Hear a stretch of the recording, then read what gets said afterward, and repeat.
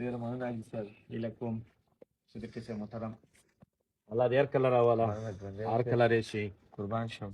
دا د پښتنو شمله ده. مننه. الله تعالی دې عزتمن لره شاپوره. مننه. ولا خوارزاد ما مبروك صدام يا سيد خبره ده ستړي شو. راشه.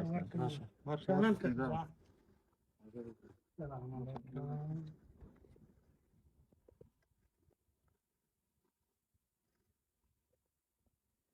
صدیقي صاحب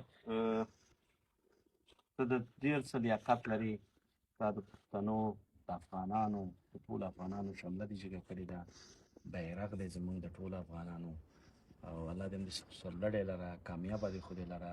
ستا ډېرې پرمختګي غواړو کامیابي دې غواړو. تل کامیاب او خوشحاله اوسې. ډېره زیاته مننه حاجي صاحب. الله تعالی دې عزتمن لره. زه خپله ویاړم چې ستا غوندې مشران لرم. ستا غوندې مشران زما ملاتړ کوي.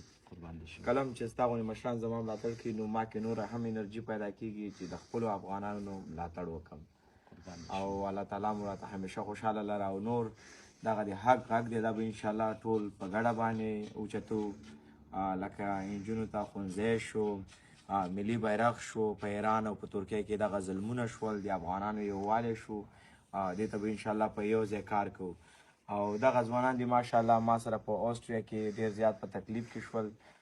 ډېره بخښنه غواړم او حاجي صاحب تاسو هم ډېر زیات زمونږ ویاړې ځوانه زمونږ ویاړې چې دغسې د ګلانو په ګل باغ کې داسې یو ګل پیدا شوی ماشاءالله.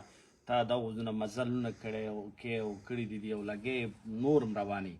دا موږ ته د افتخار ځای دی. خدای دې تل کامیابه لره، خوشحاله لره، خدای دې آباده لره او دا ټول مشران او کشران تاسو دي. قربان شم. ویاړم در باندې جار شم. الله تعالی مو کامیاب لره. دغه ځوانان دي ماشاءالله دا زما ملاتړ کوي.